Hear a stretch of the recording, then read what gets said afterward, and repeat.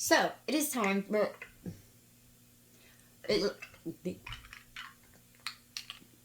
It's time for me to put a new round of cushion grip on, obviously. So if you are new here and you do not know what cushion grip is a denture adhesive. It does not work like a glue. It works a little bit more like a soft reline does. And what you're going to do is you take this tube. Mine is almost empty, probably another 2 rounds, but you take this tube and you place it in hot water for 5 minutes to get the material inside nice and warm. You want it warm so it's workable and you can fit it to your denture. Alright, so mine has already been sitting for 5 minutes in this warm water. And you don't want it hot, just nice warm water, you know. I don't want to say bath water because some of us out there take scalding hot baths. But, you know, just warm to the touch water. You're also going to want to make sure that your denture is as dry as possible. Also making sure that your hands are very dry. They can get wet in the process of, you know, taking the tube out and all that stuff. Make sure everything is nice and dry. Because if water, even just a little bit of wetness, touches the cushion grip, it can make it not work. I've had a lot of people reach out and say that cushion grip just does not work for them. And for some people, they were just doing the method wrong. I know for me in the beginning, I kept getting water on my hands, even just like the slightest bit, and it would make the cushion grip stick and not work. So make sure that everything is dry and make sure that you're following the directions to a T. And in each one of these boxes, one second, comes a little instruction packets. Okay. So, everything that I'm about to explain to you comes in here. In this neat little guide that tells you how to put everything on, etc., etc. But I will also show you now. So, we've got our dentures bone dry. Got our cushion grip. Now, it also comes with this metal key, which helps you, you know, use it to get as much product out of it as you need to. And it also helps push it up. So you want to get a nice, good bubble. Alright. Then I'm going to start working this just like putty in my hands, getting it nice and warm and workable. They tell you to start with the bottom denture. I usually start with the top, but you know, since we're not going to be doing this for much longer, I'm going to start with the bottom this time and see how it goes. So, actually pinch some of this off because I think it's too much for the bottom. Alright, I'm going to make a little gummy worm. And like I always do at the bottoms, I'm going to thin it out just a little bit in the middle. Because as you can see here, it's thinner right here in the middle for me on my denture. I'm going to hold it right there in the middle. And then pull all this down. And then start pressing it into the denture.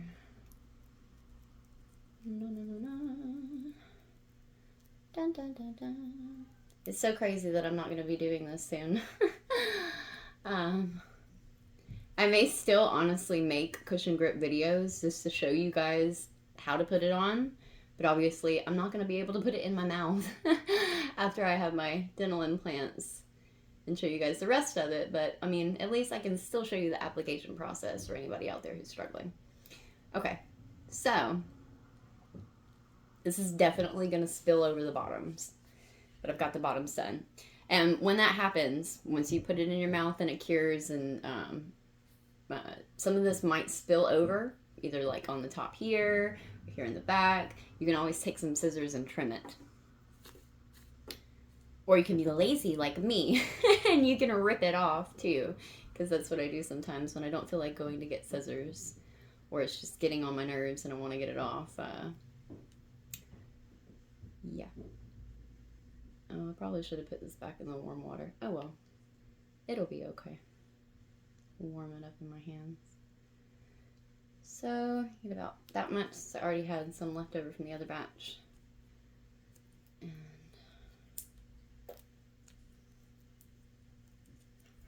I think there's a hole in my cushion grip because it's starting to like come out the side there. Uh-oh. Probably put it in a plastic bag. It's almost done anyways. And I have another tube, so oh well. Alright, so with the tops, I know a lot of people make gummy worms, but I do mine differently. I make a little disc. I've done the gummy worm part, but I don't know. I don't like the way it spreads out when I do it that way. So, disc it is for mine. Alright, so some people, when they do it, they make a little gummy worm and they just put it on this part right here and not the top palette. For me personally, I know you guys saw at the beginning of this video, these do not fit. These do not fit at all. So I put it across the entire top palette.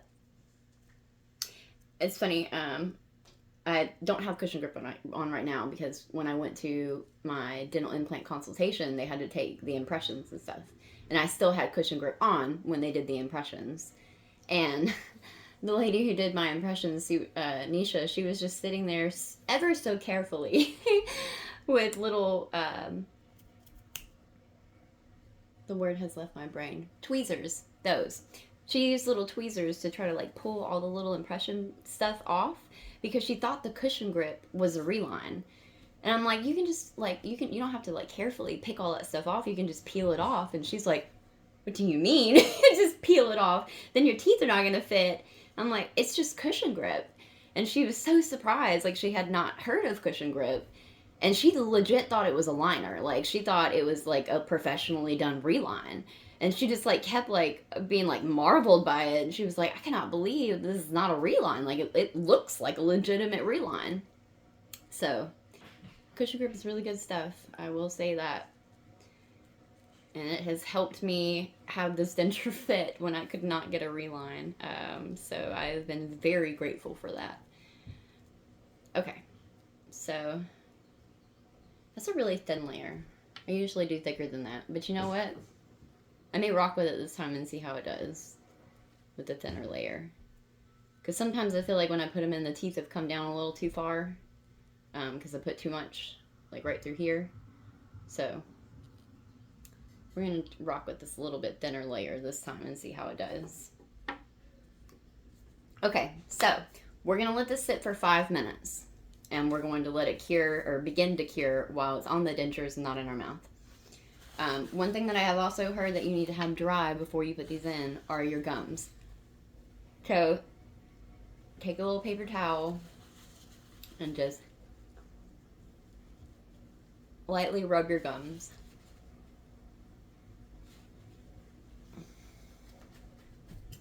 And we'll be back. Okay, so now that the cushion grip has sat for 5 minutes and is cured a little bit, we're going to put them right in the mouth with dry gums.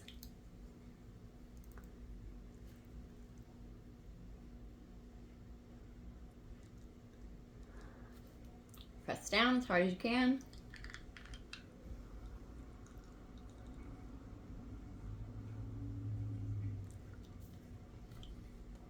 Bite.